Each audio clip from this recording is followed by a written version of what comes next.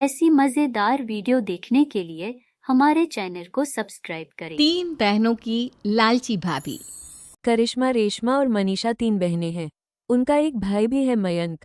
मयंक अपनी बहनों को बहुत प्यार करता है, लेकिन मयंक की पत्नी सविता इस मामले में मयंक से बिल्कुल अलग है। वो अपने नन्नदों का जितना बुरा कर सकती है उतना बुरा करती है, उतना ही बुरा करती रहती है और अपने नन्नदों पर हुक्म चलाती है। करिश्मा, करिश्मा, तुमने अभी तक नाश्ता नहीं बनाया? तुम्हारे भैया को ऑफिस जाने में देर हो रही है। हाँ भाभी, बस अभी बनाती हूँ। करिश्मा, तुम ये ढीलापन छोड़ दो। कल को पराये घर जाना है। वहाँ अगर तुम इस तरह से काम करोगी तो लोग क्या कहेंगे कि माँ ने और भाभी ने कुछ सिखाया नहीं। और तुम्हारी दोनों बहनें कहाँ हैं? रेशमा मार्केट गई है और मनीषा सो रही है। क्या? सुबह के 8 बज रहे हैं और ये महारानी अभी भी सो रही है?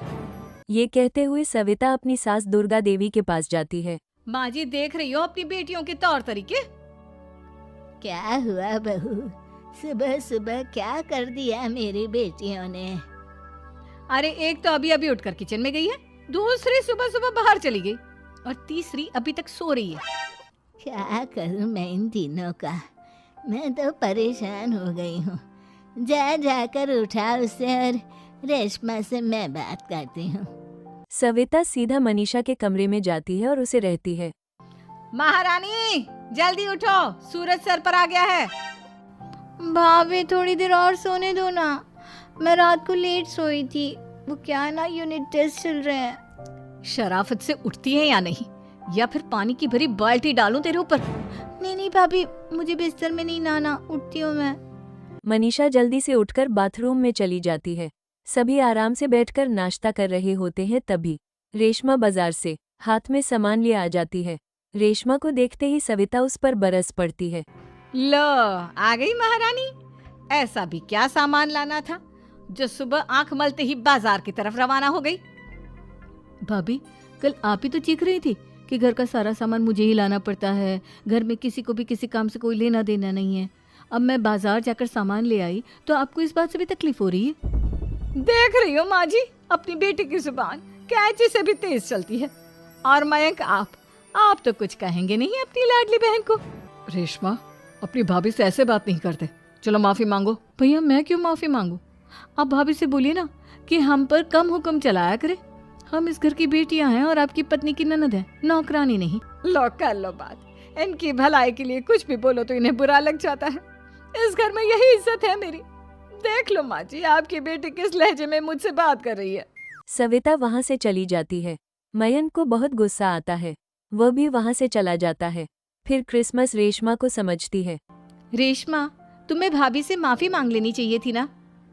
लेकिन दीदी, मैंने कुछ किया ही नहीं तो मैं माफी क्यों मांगू? हाँ का रेशमा दीदी जैसे ही घर में आई, भाभी ही उन पर चिल्ला रही थी। हाँ, मैं मानती हूँ कि गलती भाभी की थी। मैं तो इसलिए बोल रही हूँ कि भाभी ने माँ को तो पूरी तरह अपने वश में कर लिया है। वो हमारी बात सुनती ही नहीं। मयंक भैया हमारे लिए हमेशा खड़े रहते हैं, इसलिए उनकी बात का मान तो तुम्हें रखना चाहिए था ना। कोई फायदा नहीं दीदी, कुछ दिनों की बात और है, भाभी उन्हें भी हमारे खिलाफ भड़का देंगी।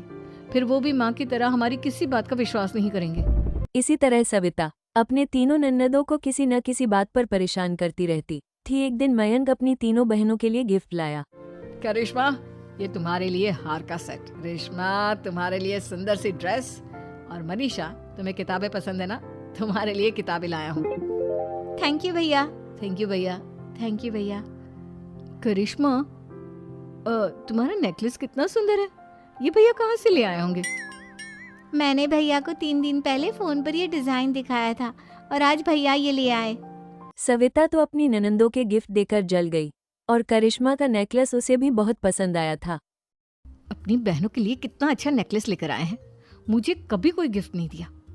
मैं आज ही ये हार चुरा लूंगी। रात में सविता करिश्मा का हार चुरा लेती है। बस इसी तरह उसकी नंदों की जो भी चीज अच्छी लगती है वो मांगती नहीं, बस रात के अंधेरे में चुरा लेती। इसी तरह दिन बीते गए और सविता ने मयंक के दिल में भी उसकी बहनों के लिए नफरत पैदा कर दी। एक दिन मयंक ने करिश्मा और रेशमा के लिए रिश्ता देखा और यह बात उसने घर में सबको बताई। माँ, करिश्मा और रेशमा के लिए बहुत अच्छा रिश्ता आया है। वो लोग कल इन्हें देखने आ रहे हैं। आप और सविता मिलकर सारी तैयारी कर लेना। ये सुनकर करिश्मा रेशमा खुश हो जाती है, लेकिन सविता सोचती है, अगर इन दोनों बहनों की शादी हो गई तो घर और बाहर का काम कौन करेगा? मनीषा तो एक नंबर की कामचोर है, उससे तो किसी बात की उम्मीद लगाना ही बेकार है। मुझे इस शादी को रोकना होगा। अगले दिन सभी लड़के वालों की स्वागत की तैयारी करने में लगे होते हैं। तभी मयंक अपनी बहनों से आकर कहता है, तैयार हो गई तुम दोनों? देखो दोनों लड़के बहुत अच्छे हैं, मैं कोई कसर नहीं छोड़ना चाहता, इसलिए तुम उनके सामने अच्छे से बिहेव करना और अपनी भाभी से लड़ने मत लग जाना। करिश्मा, तुम वो नेकलेस पहन लो ना जो मैं तुम्हारे लिए लाया था। भैया मैं बहुत देर से वो नेकलेस ढूंढ रही हूँ, लेकिन मुझे मिल ही नहीं रहा। क्या तुमने नेकलेस खो दिया? तुम्हें पता भी है वो कितना महंगा था? तुम कोई काम ढंग से नहीं कर सकती। मयंक गुस्से में वहां से चला जाता है। थोड़ी देर बाद लड़के वाले भी आ जाते हैं। वह दोनों बहनों को पसंद कर लेते हैं और रिश्ता पक्का हो जाता है। लेकिन सविता के दिमाग में तो कुछ और ही खिचड़ी पक रही थी। वह पंडित जी के पास करिश्मा की कुंडली लेकर जाती है और उन्हें पैसे देकर करिश्मा की कुंडली बदलवा देती है। जब लड़के वाले के पास करिश्मा की कुंडली जाती है तो वो दुर्गा को फोन करते हैं। बहन जी, हमने करिश्मा की कुंडली अपने पंडित जी को दिखाई थी। आपकी बेटी की कुंडली नहीं बल्कि दोषों का पिटारा है। देखिए, मैं और मेरे पति इन सब बातों में बहुत विश्वास करते हैं, इसलिए हम आपकी बेटी से अपने बेटे की शादी नहीं करा सकते। इस तरह करिश्मा का रिश्ता टूट जाता है और सभी घर वालों को बहुत दुख होता है।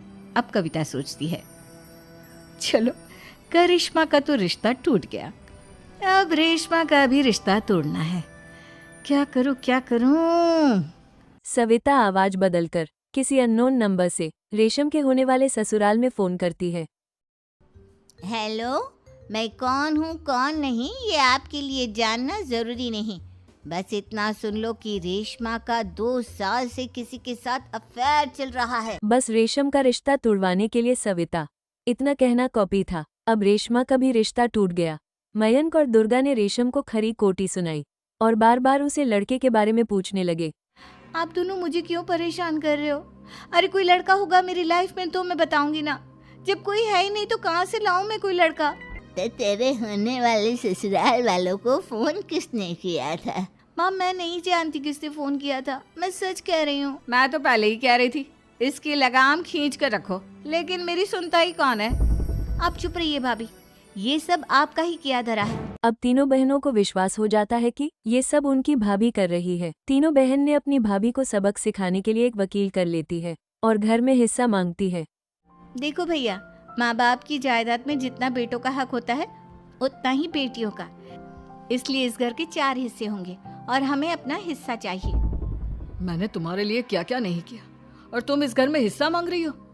भैया, आप और माँ हम बहनों की कोई बात नहीं सुनते हो और भाभी हमारी शादी नहीं होने देगी क्योंकि उन्हें लगता है कि आप हमारी शादी में ज्यादा पैसा लगाओगे और उन्हें हम जैसी फ्री की नौकरानी कहाँ मिलेगी। तो हम भाभी के साथ तो रह नहीं सकते, हम बहनों को अपना हिस्सा चाहिए।